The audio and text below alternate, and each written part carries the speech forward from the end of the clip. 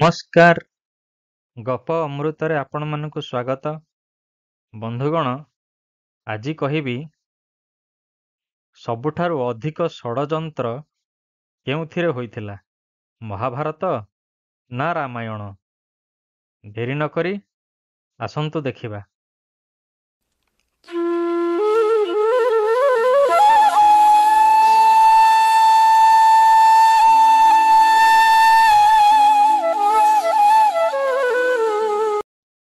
ରାମାୟଣ ହେଉଛି ତ୍ରେତୟା ଯୁଗର ଏବଂ ମହାଭାରତ ହେଉଛି ଦ୍ୱାପର ଯୁଗର। ସଂସ୍କୃତ ରାମାୟଣର ରଚନା ମହର୍ଷି ବାଲ୍ମୀକି କରିଥିଲେ ଏବଂ ମହାଭାରତର ରଚନା ମହର୍ଷି ବେଦବ୍ୟାସ କରିଥିଲେ। ତେବେ ପ୍ରଥମେ ଆମେ ରାମାୟଣ ବିଷୟକୁ ଆଲୋଚନା କରିବା।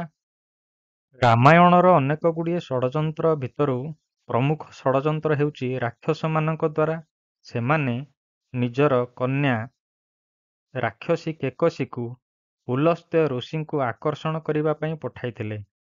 କାଳକ୍ରମେ ପୁଲସ୍ତ୍ୟ ଋଷି କେକଶୀକୁ ନିଜର ପତ୍ନୀ ରୂପେ ଗ୍ରହଣ କଲେ, ଯାହା ଗର୍ଭରୁ ରାବଣ, କୁମ୍ଭକର୍ଣ୍ଣ ଓ ବିଭୀଷଣ ଜନ୍ମ ନେଇଥିଲେ। ଯଦି ଅପରପକ୍ଷରେ ଆମେ ଦେଖିବା, ତାହେଲେ ସବୁଠାରୁ ବଡ଼ ଷଡ଼ଯନ୍ତ୍ରକାରୀ ହେଉଛି ମନ୍ଥରା, ଯିଏକି ରାମଚନ୍ଦ୍ରଙ୍କର 14 ବର୍ଷ ବନବାସ ପାଇଁ ଦାୟୀ। ସେ ହିଁ କୈକେୟୀଙ୍କୁ ପ୍ରେରିତ କରିଥିଲା କୈକେୟୀ ଦଶରଥଙ୍କ ଠାରୁ 2ଟି ବର ମାଗିନେବା ପାଇଁ, ଯାହାର ଶିକାର ହୋଇଥିଲେ ସ୍ୱୟଂ ଶ୍ରୀରାମଚନ୍ଦ୍ର। ମନ୍ଥରା ପାଇଁ ହିଁ ରାମଚନ୍ଦ୍ର ବନବାସ ଯାଇଥିଲେ ଏବଂ ଅନେକ ଦୁଃଖ କଷ୍ଟ ସହିଥିଲେ। ରାମାୟଣର ତାପର ଷଡ଼ଯନ୍ତ୍ର ହେଉଛି ରାବଣ ଦ୍ୱାରା ରଚିତ 2ଟି ଷଡ଼ଯନ୍ତ୍ର, ଯେଉଁଥିରେ ସେ ସୀତାଙ୍କୁ ହରଣ କରିଥିଲା।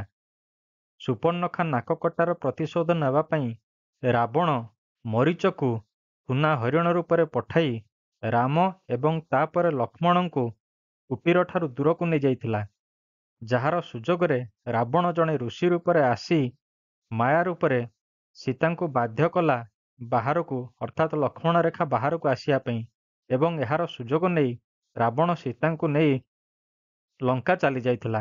କୁହାଯାଏ ଯେ ସୀତା ଯେହେତୁ ଜଣେ ସତୀ ନାରୀ, ତେଣୁ ରାବଣ ସୀତାଙ୍କୁ କିଛି ମୃତ୍ତିକା ସହିତ ଉଠାଇ ନେଇଯାଇଥିଲା। ରାବଣର ଏହି ଷଡ଼ଯନ୍ତ୍ରରେ ସୀତା ଫସିଗଲେ ଏବଂ ରାମଚନ୍ଦ୍ର ଅନେକ କଷ୍ଟର ସମ୍ମୁଖୀନ ହୋଇ ରାବଣକୁ ପରାସ୍ତ କରିଥିଲେ। ମହିରାବଣ ବିଭୀଷଣ ରୂପରେ ହନୁମାନଙ୍କ ଆଖିରେ ଧୂଳି ଦେଇ ଶ୍ରୀରାମଚନ୍ଦ୍ର ଏବଂ ଲକ୍ଷ୍ମଣଙ୍କୁ ଗୋଟିଏ ଛିଦ୍ର ମାଧ୍ୟମରେ ପାତାଳକୁ ନେଇଯାଇଥିଲା ସେମାନଙ୍କୁ ବଳି ପକାଇବା ପାଇଁ। ଏହାପରେ ହନୁମାନ ସେହି ଛିଦ୍ର ମାଧ୍ୟମରେ ପ୍ରବେଶ କରି ଭଗବାନ ଶ୍ରୀରାମଙ୍କୁ ଏବଂ ଲକ୍ଷ୍ମଣଙ୍କୁ ଉଦ୍ଧାର କରି ମହିରାବଣ ଏବଂ ଅହିରାବଣକୁ ମୃତ୍ୟୁର ଦ୍ୱାର ଦେଖାଇଥିଲେ। ଏହା ଥିଲା ରାବଣର ଗୋଟେ ସବୁଠାରୁ ଭୟଙ୍କର ଷଡ଼ଯନ୍ତ୍ର। ଇନ୍ଦ୍ରଜିତର ମାୟା ବିଷୟରେ ତ ଆପଣମାନେ ନିଶ୍ଚିନ୍ତ ଭାବରେ ଜାଣିଥିବେ। ସେ ଇନ୍ଦ୍ରକୁ ଜୟ କରିଥିଲା। ଏହା ସହିତ ସେ ବାଦଲର ଆଢୁଆଳରେ ରହି ମାୟାଯୁଦ୍ଧ କରିବାରେ ଧୂର୍ତ୍ତ ଥିଲା। ସେ ନିଜର ନାଗପାଶ ଶର ଦ୍ୱାରା ଲକ୍ଷ୍ମଣଙ୍କୁ ଆଘାତ କରି ଲକ୍ଷ୍ମଣଙ୍କର ଶକ୍ତିଭେଦ କରିଥିଲା ଏବଂ ହନୁମାନ ହିମାଳୟରୁ ସଞ୍ଜୀବନୀ ବୁଟି ନେଇ ଲକ୍ଷ୍ମଣଙ୍କର ପୁନଃ ଜୀବନ ଫେରି ପାଇବାରେ ସାହାଯ୍ୟ କରିଥିଲେ। ଏହା ଥିଲା ଇନ୍ଦ୍ରଜିତ ଦ୍ୱାରା ରଚିତ ମାୟାର ଗୋଟେ ସବୁଠାରୁ ବଡ଼ ଝଲକ। ଆପଣମାନେ ନିଶ୍ଚିନ୍ତ ଭାବରେ ଏହି ବିଷୟ ଜାଣିଥିବେ ଯେ ରାବଣ 9ଟି ଗ୍ରହଙ୍କୁ ବନ୍ଦୀ କରି ରଖିଥିଲା। ଏହା ଥିଲା ରାବଣର ମାୟା ବା ଷଡ଼ଯନ୍ତ୍ରର ଗୋଟିଏ ସବୁଠାରୁ ବଡ଼ ଉଦାହରଣ। ହନୁମାନ ରାବଣଙ୍କ କବଳରୁ ଗ୍ରହମାନଙ୍କୁ ରକ୍ଷା କରିଥିଲେ କେବଳ ଶ୍ରୀରାମଙ୍କ ନାମ ନେଇ। ସୀତାଙ୍କୁ ନିଜର ରାଣୀ କରିବା ପାଇଁ ରାବଣର ଇଚ୍ଛା ଏତେ ପ୍ରବଳ ଥିଲା ଯେ ଯେତେବେଳେ ସୀତା ଅଶୋକା ବାଟିକାରେ ରହୁଥିଲେ, ସେହି ସମୟରେ ରାବଣ ନିଜ ମାୟା ଦ୍ୱାରା ଶ୍ରୀରାମଙ୍କର ମସ୍ତକ ତିଆରି କରି ତାହାକୁ ସୀତାଙ୍କୁ ଭେଟି ଦେଇଥିଲା। ସୀତା ଏହି ମାୟା ବୁଝି ନପାରି ବହୁତ ଦୁଃଖିତ ହୋଇଥିଲେ, କିନ୍ତୁ ପରେ ସେ ଜଣେ ରାକ୍ଷସୀ ଦାସୀ ଦ୍ୱାରା ସତ୍ୟ ଜାଣିପାରିଥିଲେ ଯେ ପ୍ରକୃତରେ ଶ୍ରୀରାମ ବଞ୍ଚିଛନ୍ତି। ରାବଣ ଏହି ଷଡ଼ଯନ୍ତ୍ରର ଉଦ୍ଦେଶ୍ୟ ଥିଲା ସୀତାଙ୍କର ସତୀତ୍ୱକୁ ନଷ୍ଟ କରି ସୀତାଙ୍କୁ ବିବାହ କରିବା, କିନ୍ତୁ ଏଥିରେ ସେ ବିଫଳ ହୋଇଥିଲା। ଆପଣମାନେ ଷଡ଼ଯନ୍ତ୍ର ବିଷୟରେ ଯଦି ଚିନ୍ତା କରନ୍ତି, ତାହାହେଲେ ଗୋଟିଏ ଗୁରୁତ୍ୱପୂର୍ଣ୍ଣ କଥା ହେଉଛି, ଧର୍ମ ପାଇଁ ହେଉ ଅଧର୍ମ ପାଇଁ ହେଉ, ଯଦି କେହି ନିଜର ବୁଦ୍ଧି ବା ଚାଲାକିର ପ୍ରୟୋଗ ଦ୍ୱାରା କୌଣସି ଜିନିଷ ସ୍ୱାର୍ଥ ପାଇଁ ହେଉ ବା ପରମାର୍ଥ ପାଇଁ ହେଉ ହାସଲ କରିବାକୁ ଚାହେଁ, ତାହାକୁ ଷଡ଼ଯନ୍ତ୍ର କୁହାଯାଏ। ରାବଣକୁ ମାରିବା ଛୋଟିଆ କଥା ନଥିଲା। ବିଭୀଷଣ ହିଁ ରାବଣକୁ ମାରିବା ପାଇଁ ଯେଉଁ ଜାଲ ବିଛାଇଥିଲେ, ସେହି ଜାଲରେ ରାମ ତାଙ୍କ ସାହାଯ୍ୟ ନେଇ ରାବଣକୁ ମାରିପାରିଥିଲେ। ବିଭୀଷଣ ହିଁ ବତାଇଥିଲେ ଯେ ରାବଣର ନାଭିରେ ଅମୃତ ସଞ୍ଚିତ ଅଛି। ତେଣୁ ରାମ ରାବଣଙ୍କ ନାଭିକୁ ଶର ଦ୍ୱାରା ଆଘାତ କରିବା ଦ୍ୱାରା ଅମୃତ ଝରିଯାଇଥିଲା ଏବଂ ରାବଣ ମୃତ୍ୟୁ ପାଇଥିଲା। ବନ୍ଧୁଗଣ, ମହାଭାରତ ମଧ୍ୟ ଅନେକ ଗୁଡ଼ିଏ ଛୋଟ ବଡ଼ ରହସ୍ୟମୟୀ ଷଡ଼ଯନ୍ତ୍ର ଦ୍ୱାରା ପରିବେଷ୍ଟିତ ହୋଇଛି। ଯଦି ଆପଣମାନେ ମୂଳ ଦେଖିବେ, ତାହାହେଲେ ମହାରାଜା ଶାନ୍ତନୁ ସତ୍ୟବତୀ ବା ମତ୍ସ୍ୟଗନ୍ଧା ପ୍ରତି ଏତେ ଆକୃଷ୍ଟ ହୋଇଯାଇଥିଲେ ଯେ ସତ୍ୟବତୀର ପିତା ମହାରାଜାଙ୍କୁ ସତ୍ୟବତୀକୁ ରାଣୀ କରିବା ପାଇଁ ବାଧ୍ୟ କରିଥିଲେ। ତେଣୁ ଭୀଷ୍ମ ବଂଶହୀନ ରହିବା ପାଇଁ ପ୍ରତିଜ୍ଞା ନେଇଥିଲେ। ମହାଭାରତର ମୁଖ୍ୟ ଷଡ଼ଯନ୍ତ୍ରକାରୀ ମାମୁଁ ଶକୁନିଙ୍କ ବିଷୟରେ ତ ଆପଣମାନେ ନିଶ୍ଚିନ୍ତ ଜାଣିଥିବେ। ତାଙ୍କ ନାଁ ଶୁଣିଲେ ଅନେକ ଡରିଯାଆନ୍ତି ମଧ୍ୟ। ଶକୁନି ଦ୍ୱିତ ଖେଳ ବା ପଶା ଖେଳର ଜଣେ ଅଭିଜ୍ଞ ବ୍ୟକ୍ତି ଥିଲେ, ଯିଏକି ନିଜ ପିତାଙ୍କର ହାଡ଼ରୁ ପଶା କାଠି ତିଆରି କରି ନିଜ ଇଚ୍ଛା ଅନୁସାରେ ପଶାପାଲିରେ ପକାଉଥିଲେ, ଯାହାଦ୍ୱାରା ସବୁବେଳେ ତାଙ୍କର ଜିତାପଟ ହେଉଥିଲା। ତେଣୁ ସିଏ ହିଁ ମହାଭାରତ ଯୁଦ୍ଧର ମୁଖ୍ୟ ପ୍ରେରକ ଥିଲେ। ପାଣ୍ଡବମାନଙ୍କର ବନବାସ, ଅଜ୍ଞାତବାସ ଏବଂ ମହାଭାରତ ଯୁଦ୍ଧ ତଥା ଲାକ୍ଷାଗୃହରେ ନିଆଁ ଲଗାଇ ପାଣ୍ଡବମାନଙ୍କୁ ମାରିଦେବା, ଏସବୁ ଘଟଣାର ମୁଖ୍ୟ ଧୂର୍ତ୍ତ ମସ୍ତିଷ୍କ ଥିଲା ମାମୁଁ ଶକୁନିଙ୍କର। ଭଗବାନ ଶ୍ରୀକୃଷ୍ଣ ମହାଭାରତର ଜଣେ ଅବିଚ୍ଛେଦ୍ୟ ଅଙ୍ଗ। ତାଙ୍କ ଜୀବନ ମଧ୍ୟ ଅନେକ ଷଡ଼ଯନ୍ତ୍ରରେ ପରିପୂର୍ଣ୍ଣ। ମାମୁଁ କଂସ ଶ୍ରୀକୃଷ୍ଣଙ୍କୁ ମାରିବା ପାଇଁ ଅନେକ ଷଡ଼ଯନ୍ତ୍ର କରିଥିଲା, କିନ୍ତୁ ଭଗବାନ ତ ଭଗବାନ, ସେ କଂସର ସମସ୍ତ ଷଡ଼ଯନ୍ତ୍ରକୁ ବିଫଳ କରିଦେଇଥିଲେ। ଆପଣମାନେ ନିଶ୍ଚିନ୍ତ ଭାବରେ ଏକଲବ୍ୟ ବିଷୟରେ ଜାଣିଥିବେ। ଏକଲବ୍ୟ ଗୁରୁ ଦ୍ରୋଣଙ୍କର ପ୍ରତିମା ବନାଇ ସେ ଧନୁର୍ବିଦ୍ୟା ଶିକ୍ଷା କରୁଥିଲା।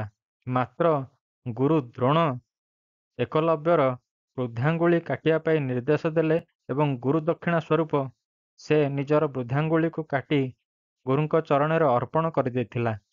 ଏଥିରେ କିଛିଟା ଗୁରୁଙ୍କ ମନରେ ଥିବା ଷଡ଼ଯନ୍ତ୍ର ଯେ ଅର୍ଜୁନକୁ ସେ ବିଶ୍ୱର ସବୁଠାରୁ ବଡ଼ ଧନୁର୍ଦ୍ଧାରୀ ବନେଇବେ, ଏହାର ଆଭାସ ହୋଇଥାଏ। ମହାବୀର ଅଭିମନ୍ୟୁଙ୍କ ବିଷୟରେ ତ ଆପଣମାନେ ନିଶ୍ଚିନ୍ତ ଭାବରେ ଜାଣିଥିବେ।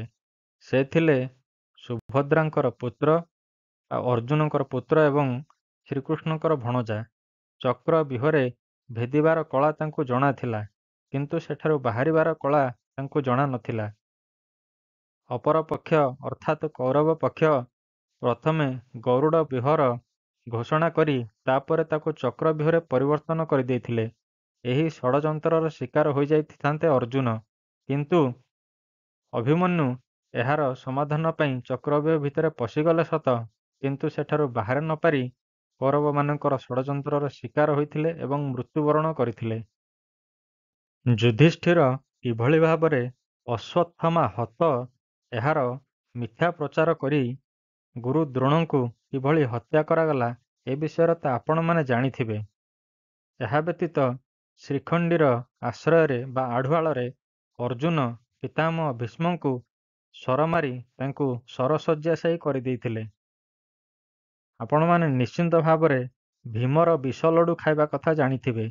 ଦୁର୍ଯ୍ୟୋଧନ କିଭଳି ଭୀମକୁ ବିଷ ଲଡ଼ୁ ଦେଇ ତାକୁ ମରିଯାଇଛି ବୋଲି ଭାବି ନଦୀରେ ଫୋପାଡ଼ି ଦେଇଥିଲା ଏବଂ କାଳକ୍ରମେ ଭୀମ କିଭଳି ନାଗଲୋକକୁ ଯାଇ ସେଠାରୁ ସହସ୍ର ହାତୀର ବଳ ଥିବା ରସ ପିଇ କିଭଳି ଶକ୍ତିମାନ ହୋଇଥିଲା, ସେ ବିଷୟ ମଧ୍ୟ ଆପଣମାନଙ୍କୁ ଅବଗତ ଥିବ। ତେବେ ଭଗବାନ ଶ୍ରୀକୃଷ୍ଣଙ୍କର ଷଡ଼ଯନ୍ତ୍ର ସମସ୍ତଙ୍କଠାରୁ ନିଆରା, ପୃଥକ୍ ଏବଂ ଭାରି ଭୟଙ୍କର। ଜୟଦ୍ରଥକୁ ନ ମାରି ପାରିବାରୁ ଅର୍ଜୁନ ନିଜକୁ ଅଗ୍ନିରେ ଝାସ ଦେବାକୁ ଯାଉଥିଲେ, କିନ୍ତୁ ଶ୍ରୀକୃଷ୍ଣ ନିଜର ମାୟା ବଳରେ ବାଦଲ ଆଢୁଆଳରେ ଘୋଡ଼ାଇଥିବା ସୂର୍ଯ୍ୟଙ୍କୁ ପୁଣି ଥରେ ଦୃଶ୍ୟମାନ ହେବା ପାଇଁ ଇଙ୍ଗିତ ଦେଇଥିଲେ ଏବଂ ଅର୍ଜୁନ ପୁନଶ୍ଚ ଜୟଦ୍ରଥଙ୍କୁ ମାରି ତାଙ୍କର ମସ୍ତକକୁ ତାଙ୍କ ପିତାଙ୍କ କୋଳ ନିକଟକୁ ପଠାଇ ଦେଇଥିଲେ, ଯାଦ୍ୱାରା ତାଙ୍କ ପିତାଙ୍କ ମୁଣ୍ଡ ଧ୍ୱଂସ ପାଇଯାଇଥିଲା। ସେହିପରି କାଲ୍ୟବନକୁ ମାରିବା ପାଇଁ ଶ୍ରୀକୃଷ୍ଣ ଛଳନାର ଉପାୟ କରିଥିଲେ ଏବଂ ତାକୁ ନିଜ ପଛେ ପଛେ ଗୋଡ଼ାଇବାର ସୁଯୋଗ ଦେଇ ସେ ଯେଉଁ ଗୁମ୍ଫା ଭିତରକୁ ଯାଇଥିଲେ, ତା ଭିତରେ ମୁଚୁକୁନ୍ଦ ରାଜାଙ୍କର ନେତ୍ରରୁ ବାହାରୁଥିବା ଅଗ୍ନିର ଝାସରେ କାଲ୍ୟବନ ମୃତ୍ୟୁ ପାଇଥିଲା। ଆପଣମାନେ ନିଶ୍ଚିନ୍ତ ଭାବରେ ଜରାସନ୍ଧର ବିଷୟ ଜାଣିଥିବେ। ଜରାସନ୍ଧକୁ ଭୀମ ବାରମ୍ବାର ଦୁଇଫାଳ କରି ଚିରିଦେବା ପରେ ମଧ୍ୟ ସେ ମରୁନଥାଏ, କିନ୍ତୁ ଭଗବାନ ଶ୍ରୀକୃଷ୍ଣଙ୍କର ଇଙ୍ଗିତରେ ଭୀମ ଜରାସନ୍ଧକୁ ଦୁଇଫାଳ କରି ଦୁଇଟି ଅଲଗା ଅଲଗା ପାର୍ଶ୍ୱକୁ ଫୋପାଡ଼ିବା ପରେ ଜରାସନ୍ଧ ମୃତ୍ୟୁବରଣ କରିଥିଲା। ମାତା ଗାନ୍ଧାରୀଙ୍କ ଆଦେଶ କ୍ରମେ ଦୁର୍ଯ୍ୟୋଧନ ନଗ୍ନ ରୂପରେ ମାତା ଗାନ୍ଧାରୀଙ୍କୁ ଶକ୍ତି ପାଇବା ପାଇଁ ଯାଉଥିଲେ, ମାତ୍ର ଶ୍ରୀକୃଷ୍ଣ ତାଙ୍କୁ ନିଜର ବୁଦ୍ଧି ଦ୍ୱାରା ପ୍ରେରିତ କରି ଜଙ୍ଘରେ କଦଳୀପତ୍ର ଭିଡ଼ି ଯିବା ପାଇଁ ନିର୍ଦ୍ଦେଶ ଦେଇଥିଲେ। ପରବର୍ତ୍ତୀ ମୁହୂର୍ତ୍ତରେ ତାଙ୍କର ସେହି ଅଂଶତକ ଦୁର୍ବଳ ରହିଯାଇଥିବାରୁ ଭୀମ ଦ୍ୱାରା ଗଦାଘାତ ପାଇ ସେ ମୃତ୍ୟୁବରଣ କରିଥିଲେ। ଅଶ୍ୱତ୍ଥାମା, କୃପାଚାର୍ଯ୍ୟ ଇତ୍ୟାଦି କିଭଳି ଭାବରେ ରାତିରେ ପଞ୍ଚୁପାଣ୍ଡବଙ୍କର ଅନୁପସ୍ଥିତିର ସୁଯୋଗ ନେଇ ସେମାନଙ୍କର 5 ଜଣ ସନ୍ତାନଙ୍କୁ ମାରିଦେଇଥିଲେ, ସେ ବିଷୟରେ ଆପଣମାନେ ନିଶ୍ଚିନ୍ତ ଭାବରେ ଜାଣିଥିବେ। ମହାଭାରତ ଯୁଦ୍ଧ ସମୟରେ ଅର୍ଜୁନଙ୍କୁ ମାରିଦେବା ପାଇଁ ଅଶ୍ୱସେନ ନାଗ କର୍ଣ୍ଣଙ୍କର ତୁଣୀରରେ ଲୁଚି ରହିଥିଲା ଏବଂ କର୍ଣ୍ଣଙ୍କର ତୀର ସହାୟତାରେ ସେ ଅର୍ଜୁନଙ୍କୁ ବିଷାକ୍ତ କରି ମାରିଦେଇଥାନ୍ତା, ମାତ୍ର ଭଗବାନ ଶ୍ରୀକୃଷ୍ଣ ନିଜର ପାଦ ଦ୍ୱାରା ରଥକୁ ନିମ୍ନଗାମୀ କରାଇ ଅର୍ଜୁନକୁ ବଞ୍ଚାଇ ଦେଇଥିଲେ। ମହାଭାରତର ଶେଷ ଷଡ଼ଯନ୍ତ୍ରର ଶିକାର ହୋଇଥାନ୍ତେ ମହାରାଜା ପରୀକ୍ଷିତ, ଯେତେବେଳେ ସେ ଉତ୍ତରା ଗର୍ଭସ୍ଥ ଥିଲେ। ଅଶ୍ୱତ୍ଥାମା ନିଜର ବ୍ରହ୍ମଶିର ଅସ୍ତ୍ର ଦ୍ୱାରା ତାଙ୍କ ଉପରେ ଆକ୍ରମଣ କରିଥିଲା, କିନ୍ତୁ ଭଗବାନ ଶ୍ରୀକୃଷ୍ଣ ସୁଦର୍ଶନ ଚକ୍ର ଦ୍ୱାରା ତାଙ୍କୁ ବଞ୍ଚାଇଥିଲେ। ପରୀକ୍ଷାର ସମ୍ମୁଖୀନ ହୋଇଥିବାରୁ ତାଙ୍କ ନାଁ ରଖାଯାଇଥିଲା ପରୀକ୍ଷିତ। ବନ୍ଧୁଗଣ, ଏସବୁ ଥିଲା କିଛି ଉଦାହରଣ ରାମାୟଣ ଏବଂ ମହାଭାରତରେ କରାଯାଇଥିବା ଅନେକ ଗୁଡ଼ିଏ ଷଡ଼ଯନ୍ତ୍ରର। ଯଦି ଆପଣମାନେ ଏହା ବ୍ୟତୀତ ଅନ୍ୟ କେଉଁ ବିଷୟରେ ଜାଣିଛନ୍ତି, କମେଣ୍ଟରେ ଲେଖି ନିଶ୍ଚିନ୍ତ ଜଣାଇବେ। ପୁଣି ଆସିବି କିଛି ଆଧ୍ୟାତ୍ମିକ କଥାକୁ ଆଣି। ସେ ପର୍ଯ୍ୟନ୍ତ ବିଦାୟ ଦିଅନ୍ତୁ। ଧନ୍ୟବାଦ।